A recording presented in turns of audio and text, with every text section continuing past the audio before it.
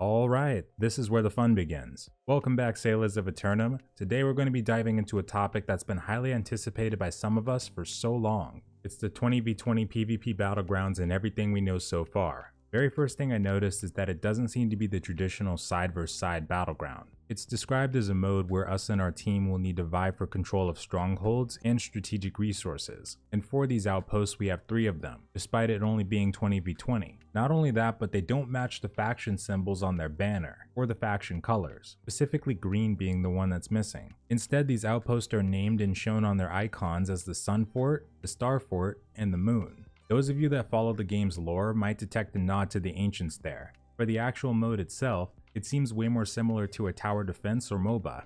We've got multiple animals like the wolf, the bears, and different creatures from the corruption that we can fight against or seemingly utilize to our advantage. Safe to assume by the animals and the different bosses that are listed in the kit that this is a big map with a jungle-like territory in it. Basically different neutral zones that we can go for hunting mobs and collecting resources to fortify the outpost or lay siege to other ones. Also notice corrupted breaches inside this, so that adds another layer to the objective. We should be getting some more information on this, but if I had to guess, these corrupted breaches probably play a part in strengthening our team, which could mean that the level requirement for even getting into the Outpost Rush could be upwards of 25 to 30 plus. In each outpost, we notice that we have access to siege engines, and if it works anything like the base game, we might be able to upgrade these either by spending resources we get over time, or we'll just be using the lowest tier version of them for the entire battle. We've got the repeaters and oil pots that we've spotted so far, but we do see an open spot in one of these screenshots, so we might be able to customize, at least on the defense side, because on offense, we've got this mysterious contraption that they're trying to build on the outskirts. And if I didn't know any better, I'd say this looks like a siege tower, or potentially some type of battering ram. And if it is similar to the territory fortress, then each outpost might have an armory where we can buy inferno traps or other consumables. This top-down shot of the moon fort seems to support that even further. This right here is known as the summoning stone. It's a bit of a mystery, but if I had to guess, it seems like a place we can use to summon the monsters. Like in this picture, how you can see the corrupted ogre standing on top of it. It could potentially also serve as a respawn point for players, like how this person in the trailer seems to be standing next to it as if they spawned from it.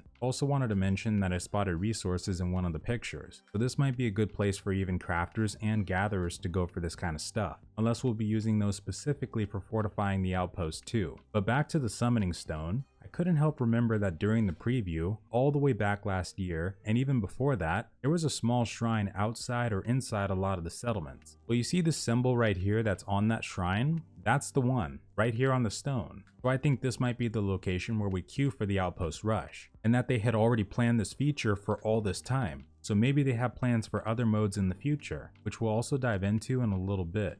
Last thing I wanted to talk about that I noticed, that there's 2 different pictures under the name Ice Boss in the kit. So this one looks like something we would find out in the open. Like the corrupted breaches and probably the animals, I bet this is something we can hunt for resources to fortify the outpost, or spawn monsters to help fight the players, like we see in the trailer too. This one on the other hand, looks more like a Titan level creature. I don't know if that's just a visual effect or if it really is that big, but I'd be so down to fight it if we have to. Also world bosses, I hope they can make them happen at some point. I love Zinc the Obstructor, Malevolence, Banes, and the few other bosses we got currently, but we need the big boys in the long run, especially to counteract the Zerg groups we'll have. Now that's everything I noticed about the Outpost Rush so far, but I didn't record this today to only talk about that. PvP is such a delicate subject, and even though it's great that they're putting in features to try to satisfy that side of the players, there's some really key things that we should probably talk about and give feedback on early on.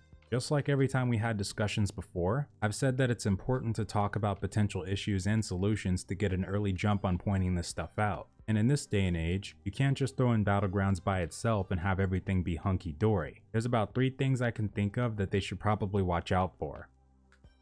First thing, 110% is time-gated content.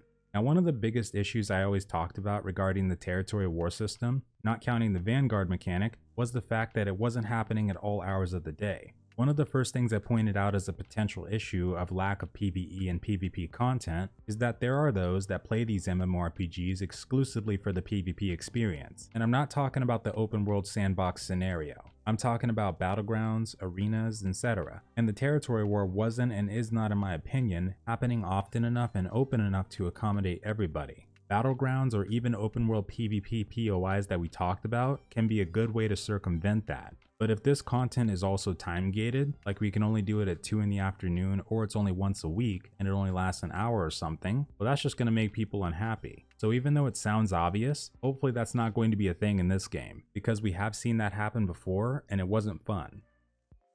Next thing is the Premades situation. First thing I thought about as soon as they announced this is how exactly we're going to sign up and queue for these, and if Premades would be allowed. But we already know that raid groups are not a thing currently, so I highly doubt we'll be doing 20-man groups anytime soon. But that doesn't mean in the future that it wouldn't be a bad idea to open up something like that in another mode, like how some games have regular battlegrounds and then ranked or rated ones to be precise. After the addition of raid groups in the future, it could make it where there's a separate queue where you could queue solo, up to 5 players or up to 20, and it could have brackets specifically for 20-man Premades. Then for people queuing 5s or solo, they get meshed together in a different rank bracket, because you know guilds will want to make organized squads. And then for the random battlegrounds, hopefully we'll be able to queue solo or with the group up to 5. That way it's randomized enough to where you shouldn't see pre-made groups all the time and have a better chance for balance. Because with Battlegrounds, then the question will eventually become, does New World want arenas and then esports, more modes, more maps? How far does AGS want to go with this is a big question. But I'm confident that as long as you build a decent foundation for this now, you could leave it alone for 3 months while working on other stuff and everybody would be just fine. The third thing would be rewards. Now it's a common conception that as a PvP player, you shouldn't need a bonus to be incentivized to PvP. This is something I don't necessarily agree with. I think people like to be rewarded for their efforts. Not only having a scoreboard and leaderboard can make an impact, but things like faction tokens, money, and possibly even decent gear. Not saying this or Expedition should overcome crafted gear or anything, that should always be some of the best stuff, but just something to give players until these systems get more fleshed out in the future. I think some of us would love to see honor vendors or visually different PvP gear, maybe even titles since we know we will have that, but I wouldn't expect to see anything like that for a long time. Now I'd love to know your guys' thoughts on this because PvP has always been a delicate topic for this game, for one reason or another. Thank you all so much for joining, I hope you enjoyed, make sure you have a wonderful night or day, and farewell.